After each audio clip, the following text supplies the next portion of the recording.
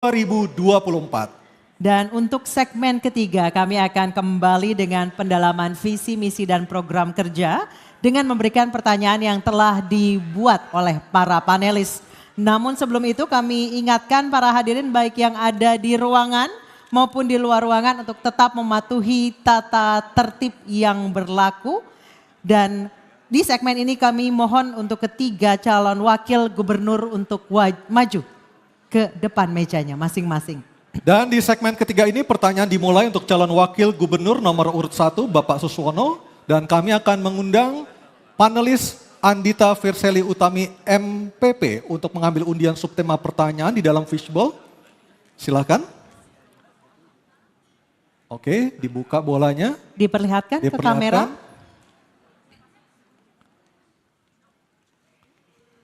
Temanya adalah tata kelola pemerintahan. Baik. Selanjutnya kami akan mengundang panelis Dr. Gun-Gun Herianto untuk mengambil undian daftar pertanyaan dari fishbowl.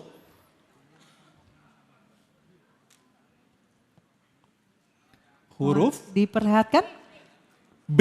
B. Oke, tata kelola pemerintahan huruf B. Baik, ini dia.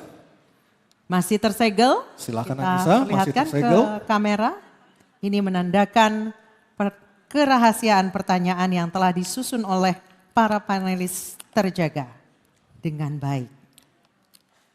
Baik, kita ingatkan sekali lagi para calon wakil gubernur untuk mendengarkan dengan seksama karena pertanyaan tidak akan kami ulang. Pertanyaan untuk calon wakil gubernur nomor urut 1 Bapak Suswono. Pada tahun 2023, Jakarta beberapa kali mengalami kualitas udara terburuk di dunia dengan rata-rata nilai Air Quality Index 120 hingga 170, termasuk kategori tidak sehat. Untuk menyelesaikannya, Jakarta perlu berkolaborasi dengan pemerintah pusat, pemerintah daerah, dan industri. Belum lagi penanganan banjir, transportasi terintegrasi, sampah, perumahan, dan ketersediaan air bersih. Pada saat bersamaan, Jakarta sedang bertransformasi menjadi kota global seiring dengan perubahan status menjadi daerah khusus Jakarta. Pertanyaan, bagaimana Anda akan membangun kolaborasi intergovernment dan intra-government dalam kebijakan publik dan pelayanan publik? Silakan dijawab Pak dalam waktu 2 menit. Ya, tentu saja kolaborasi adalah satu keniscayaan yang harus dibangun karena tidak mungkin Jakarta ini tentu dengan berkurangnya lahan dan juga tidak mungkin lagi dengan ke depan akan menjadi kota global, maka industri yang nanti akan ditampilkan adalah industri kreatif, termasuk dalam rangka mengurangi polusi. Kenapa? Karena memang Jakarta saat ini adalah terpolusi nomor 3 di dunia. Tentu saja ini harus dikelola secara baik dengan apa? Dengan upaya meningkatkan tanaman-tanaman yang baik yang akan bisa menyerap CO2 sehingga akan berkurang. Kami punya target 3 juta pohon yang akan ditanam di Jakarta ini. Yang utama lagi adalah bagaimana sebetulnya tata pengelolaan pemerintahan ini agar rakyat Jakarta merasa benar-benar dilayani dengan baik. Kami sudah berkeliling dan masih banyak keluhan-keluhan yang dilakukan. Oleh karena itu tata pemerintahan yang baik yang akan kita lakukan adalah bagaimana aduan langsung pelayanan agar rakyat langsung bisa berkomunikasi langsung dengan hotline kepada kantor gubernur. Inilah yang nanti akan kita lakukan. Jadi pelayanan digital adalah satu keniscayaan yang juga nanti akan kami lakukan sehingga rakyat akan mudah melakukan aduan-aduan. Dan yang penting lagi adalah bagaimana agar dana-dana yang ada di Jakarta ini bisa dikelola dengan baik agar tidak mubadir ataupun tidak sia-sia karena adanya masih ada indikasi korupsi masih tinggi. Oleh karena itu tentu ini yang akan kita lakukan agar semua pendapatan daerah dari Jakarta ini akan bermanfaat sebesar-besarnya untuk kemakmuran rakyat Jakarta. Masih ada waktu Pak? Masih ada Pak waktunya? Ya, saya kira cukup. Cukup? Oke, baik. Terima kasih. Selanjutnya, jawaban calon wakil gubernur nomor urut 1 akan ditanggapi oleh calon wakil gubernur nomor urut 2, Bapak Kunwardana. Kami persilahkan untuk menanggapi, waktu Anda 1 menit. Terima kasih. Ada 3 hal yang ingin kami sampaikan. Yang pertama adalah kerjasama antara Pemda DKI dengan pemerintah pusat dan juga bagaimana kerjasama antara Pemda DKI dengan Pemda wilayah-wilayah atau provinsi tetangga. Karena di sini tadi banyak hal-hal yang sangat bersinggungan satu sama lain. Dan yang kedua, kita melihat kita perlu memikirkan bagaimana efisiensi birokrasi. Dan kalau kita lihat perkembangan zaman yang modern, kita harus bisa memiliki birokrasi yang cepat tanggap dan juga handal untuk bisa membuat Jakarta bisa selalu cepat di dalam melaksanakan program-programnya. Dan yang ketiga adalah transparansi dan partisipasi publik.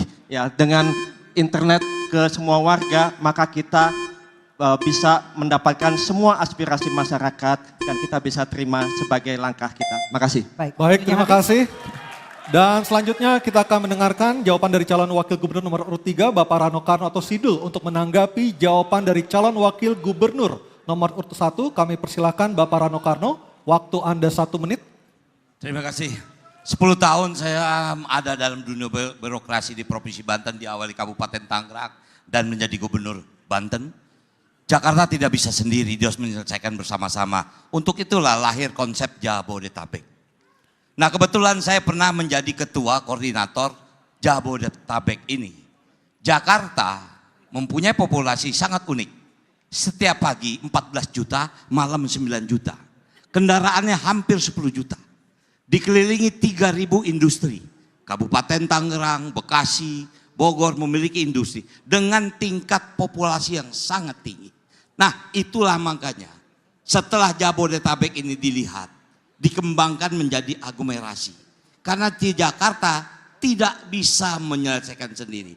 Baik banjir, macet maupun polusi. Salah satunya memang harus berkolaborasi. Mungkin itu jawaban saya. Terima kasih. Baik, terima kasih. Terima kasih. Selanjutnya kita kembali ke calon wakil gubernur nomor urut 1, Bapak Suswono, untuk merespon tanggapan dari kedua calon wakil gubernur. Waktu Anda 1 menit, silakan Pak Suswono. Terima kasih, tanggapannya mendukung apa yang saya sampaikan tadi. Intinya adalah bagaimana desentralisasi itu harus dilakukan dalam rangka tadi mengurangi upaya pengeluaran atau kebocoran dari anggaran. Yaitu 1 miliar untuk 1 miliar 1 RW untuk 5 tahun dengan cara padat karya, dan disitulah nanti kemungkinan disitulah padat karya, dengan demikian akan menciptakan lapangan kerja. Yang kedua, integritas para ASN di pemerintah DKI Jakarta ini tentu saja harus tetap memiliki integritas dan penuh melayani, transparan dan transformatif. Saya yakin kalau desentralisasi, integritas, melayani, transparan dan transformatif ini bisa dilakukan dengan baik, saya yakin akan menciptakan kepuasan publik terhadap tata kelola pemerintahan Jakarta. Terima kasih. Baik, terima kasih. Kita sudah mendengarkan jawaban dan juga tanggapan dari 3 orang calon wakil gubernur. Dan selanjutnya kita beralih ke pertanyaan untuk calon wakil gubernur nomor urut 2, Bapak Kunwardana. Untuk itu kami akan mempersilahkan panelis Profesor Dr. R. Siti Zuhro MA untuk mengambil undian pertanyaan subtema dalam fishbowl. Silakan diambil, Profesor. Kita akan lihat apa pertanyaan ataupun tema yang ada di dalam bola.